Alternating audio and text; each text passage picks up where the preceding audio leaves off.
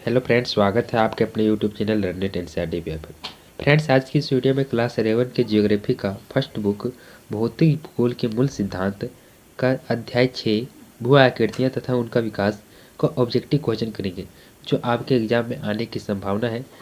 Video की शुरुआत करने से पहले अगर आप चैनल पर नए हैं तो चैनल को सब्सक्राइब कर बेल आइकन को दबाना ना भूलें, जिससे ये होगा कि मेरे द्वारा हर लेटेस्ट वीडियो आप तक सबसे पहले पहुँचेगी। तो फ्रेंड्स, वीडियो की शुरुआत करते हैं। सबसे पहला क्वेश्चन हम लोग का है कि यह एक स्थल रूप विकास की कितने अवस्थाओं से गुजर सकता है। तो सही उत्तर है 3। नेक्स्ट क्वेश्चन है भूतल के इतिहास का पुनः अध्ययन है जिसमें इसके आकार, पदार्थों व प्रक्रियाओं जिनसे यह भूतल निर्मित है का अध्ययन किया जाता है कहलाता है। तो सही उत्तर है भू आकृति विज्ञान कहलाता है। नेक्स्ट क्वेश्चन है आर्द्र प्रदेशों में जहां अत्यधिक वर्षा होती है निम्नीकरण के लिए उत्तरदायी सबसे महत्वपूर्ण भू आकृतिक कारक कौन सी है। तो सही उत्तर है दोस्तों ऑप्शन ए प्रवाहित जल। प्रवाहित जल है जो भू आकृतिक कारक का महत्वपूर्ण निम्नीकरण है। नेक्स्ट क्वेश्चन पहाड़ियां और घाटियां समतल मैदानों में किन कारणों से परिवर्तित हो जाते हैं। तो सही उत्तर है दोस्तों नदियों का अधोमुखी कटाव के कारण पहाड़ियां और घाटियां समतल मैदान में परिवर्तित हो जाती है। नेक्स्ट क्वेश्चन मोनाडाओनोक का संबंध है। तो सही उत्तर है पेनिप्लेनिक से संबंध है।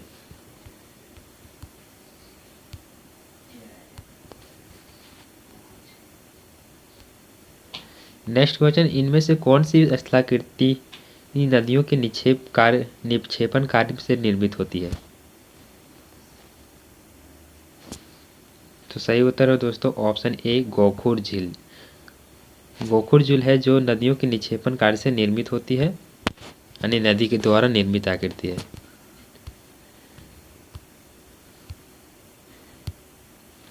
नेक्स्ट क्वेश्चन निम्नलिखित में से कौन सा कथन सही है, यानी इसमें से चार कथन दिए गए हैं, इनमें से कौन से कथन सही है। पहले कथन का बात करते हैं। प्रवाहित जल के युवावस्था में नदियों की संख्या बहुत कम होती है। दूसरा, प्रवाहित जल के युवावस्था में नदियों की संख्या बहुत अधिक होती है, यानी प्रवाहित जल के युवावस्था में नदियों की संख्या बहुत अधिक हो जाती है। तो ये गलत है। नेक्स्ट, और प्रवाहित जल की अपरदन क्रिया से नदी विसर्प का निर्माण करती है। तो ये विसर्प का निर्माण नहीं करती है प्रवाहित जल में। नेक्स्ट है बाढ़ के मैदानों में नदियाँ एक धारा में बहती है। तो बाढ़ के मैदानों में नदियाँ एक धारा में नहीं बहती है। तो इसका सही उत्तर हो जाएगा ऑप्शन ए प्रवाहित जल में युवावस्था में नदियों की संख्या बहुत कम होती है।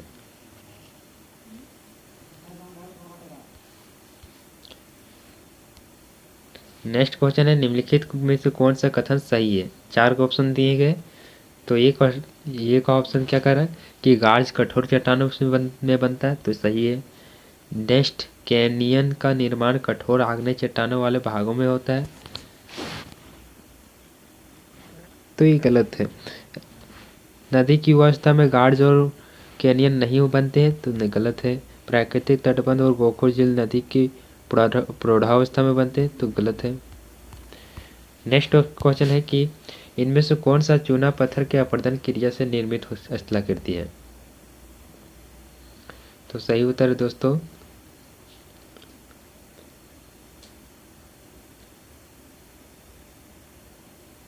विलियन रंध्र और लैपिज, ये दो ऐसे है स्थलाकृति का उदाहरण है चूना पत्थर का। नेक्स्ट क्वेश्चन है डोलाइन किस क्षेत्रों में निर्मित स्थलाकृति है। तो चूना पत्थर क्षेत्रों में और हिम नदीय क्षेत्रों में। ये तो इसका सही उत्तर हो जाएगा ऑप्शन बी डी ए और बी दोनों क्षेत्रों में, चूना पत्थर क्षेत्रों में और हिम नदीय क्षेत्रों में। नेक्स्ट क्वेश्चन है निम्नलिखित में से कौन सही सम्मिलित है।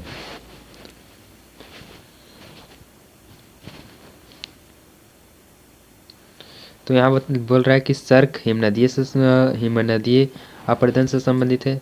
दूसरा बोल रहा है स्टेलेक्टाइट हिमनदीय निक्षेपण से संबंधित है।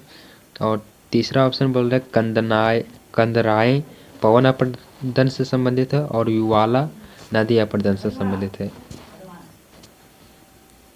तो दोस्तों इस प्रश्न का सही उत्तर हो जाएगा ऑप्शन ए सर्क हिमनदीय अपरदन से संबंधित है, ये सही कथन है। बाकी बात ये तीनों कथन गलत है। नेक्स्ट क्वेश्चन में पूछा गया कि इनमें से कौन सा सुमेलित नहीं है। तो पहला देखते हैं कि गोला स्वामी मृत्तिका के जमाव की लंबी कटके हिमोड है, तो ये गलत कथन है। नेक्स्ट है बर्फ पिघलने के बाद एक वर्गाकार कटक एस्कर है, ये सही है। नेक्स्ट समुद्री तटरेखा पर स्थित बहुत गहरी हिमनद गर्ते जिसमें समुद्री जल भर जाता है, हिमानी गोत, तो ये भी सही है। नेक्स्ट कंघी या आरी के समान कटक अड़ेते, तो ये भी सही है।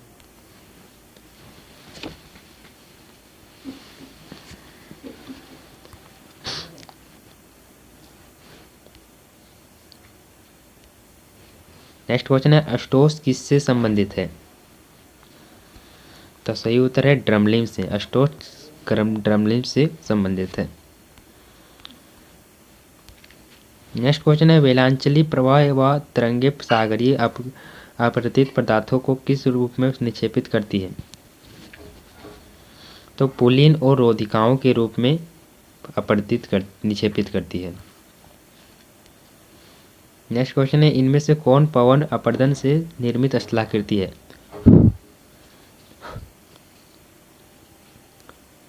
तो सही उत्तर है पेडिमेंट। पेडिमेंट है जो पवन अपरदन से निर्मित स्थलाकृति है। नेक्स्ट क्वेश्चन है अब स्थल रूप विकास की किस अवस्था में अधोमुख कटाव प्रमुख होता है।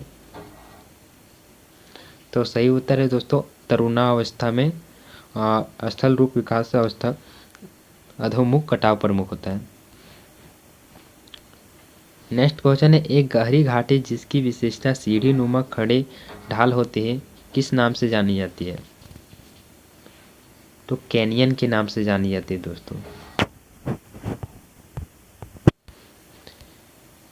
नेक्स्ट हमारा क्वेश्चन है कि इनमें से किन प्रदेशों में रासायनिक अपक्षय प्रक्रिया आंतरिक अपक्षय प्रक्रिया की अपेक्षा अधिक शक्तिशाली होती है। तो सही उत्तर है दोस्तों ऑप्शन सी चूना पत्थर प्रदेश। नेक्स्ट क्वेश्चन है इनमें से कौन सा वाक्तव्य लैपिस शब्द को प्रभावित करता है। तो सही उत्तर है अनियमित धरातल जिनके तीखे कटक व खांच हो।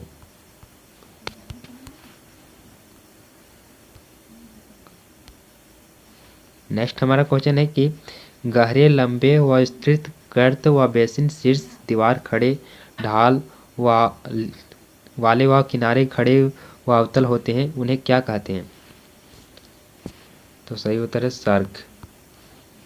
नेक्स्ट क्वेश्चन है कि अपरदन का कौन सा साधन आरंडांग का निर्माण करता है। तो सही उत्तर है दोस्तों अवायु का निर्माण करता है, ऑप्शन बी हो जाएगा। नेक्स्ट हमारा क्वेश्चन क्या कर रहा है कि चूना पत्थर का वह स्तंभ जो गुफा की छत से नीचे लटकता है क्या कहलाता है। तो सही उत्तर है दोस्तों ऑप्शन बी स्टेलेटाइट। चूना पत्थर का वह स्तंभ जो गुफा की छत से नीचे लटकता है उसे स्टेलेटाइट कहते हैं।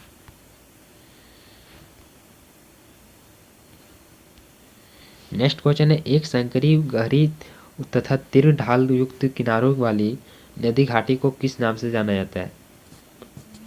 तो सही उत्तर है दोस्तों रिफ्ट घाटी के नाम से जाना जाता है। नेक्स्ट क्वेश्चन है जल के समांतर पर्वत श्रृंखलाओं के डूबने से जो समृद्ध तट बनता है उसे कहते हैं फियोर्ड तट।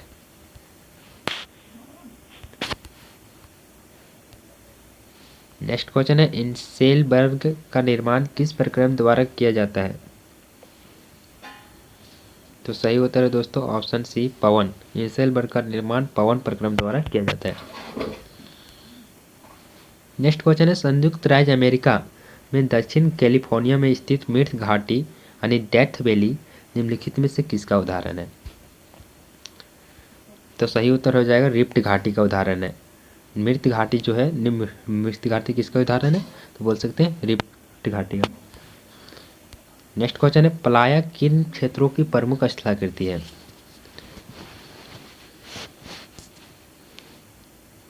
तो सही उत्तर है दोस्तों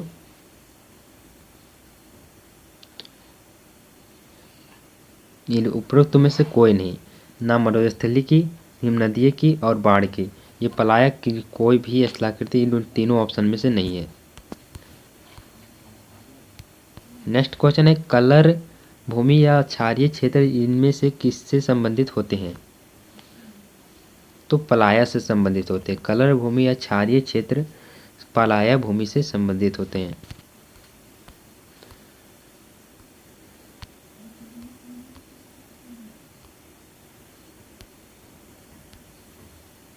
नेक्स्ट क्वेश्चन है, इनमें से कौन सी सही सम्मिलित है?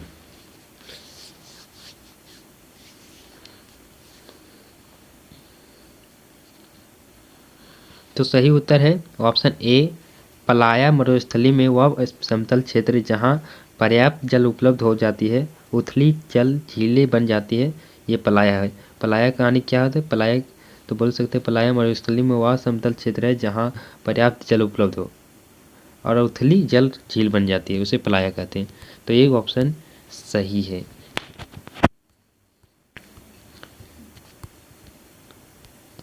नेक्स्ट क्वेश्चन है, इनमें से कौन सा कथन रिफ्ट के बारे में सही है?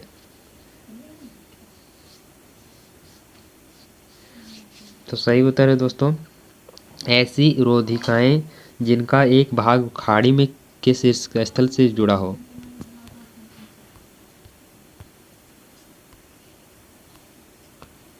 नेक्स्ट क्वेश्चन है, इनमें निम्नलिखित में से किस आकृति का संबंध नदी कार्य से नहीं है? तो बरखान का संबंध नदी कार्य से संबंध नहीं है। नेक्स्ट क्वेश्चन है, हिमानी अपरदन से निर्मित आकृति निम्नलिखित में से कौन सी है? तो हिमानी अपरदन से निर्मित आकृति नुनुटाक है, नुनाटक।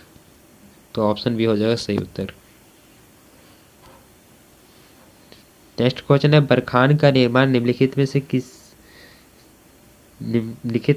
संबंध है, किससे संबंधित है? तो सही उत्तर है दोस्तों, बरखान का निर्माण पवन से संबंधित है। नेक्स्ट क्वेश्चन है,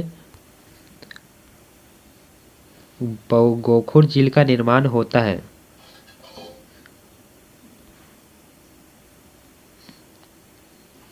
तो सही उत्तर है दोस्तों, नदियों द्वारा वृद्धावस्था में। गोखुर झील का निर्माण नदियों के वृद्धावस्था में होता है।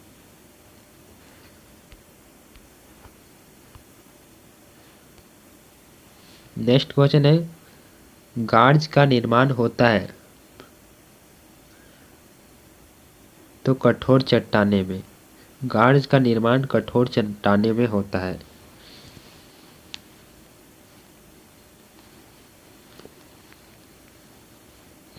नेक्स्ट क्वेश्चन, निम्नलिखित में से कौन सी भू आकृति हिमनद के कार्य से संबंधित है? तो टीबा जो है हिमनद के कार्य से संबंधित एक भू आकृति है। नेक्स्ट क्वेश्चन है, निम्नलिखित में से कौन पवन अपरदन द्वारा नहीं बनता है? तो पालुका स्तूप ये पवन अपरदन द्वारा नहीं बनते हैं। इसका सही उत्तर हो जाएगा ऑप्शन डी। नेक्स्ट क्वेश्चन है, चट्टानों का टूटकर अपने स्थान पर ही पड़े रहना क्या कहलाता है? तो अपक्षय कहलाता है। चट्टानों का टूटकर अपने स्थान पर पड़े रहना अपक्षय कहलाता है। नेक्स्ट क्वेश्चन है, गुफाओं की रचना किस क्रिया द्वारा होती है? तो सही उत्तर है दोस्तों ऑप्शन बी, कार्बोनेटीकरण। गुफाओं की रचना कार्बोनेटीकरण के द्वारा होती है।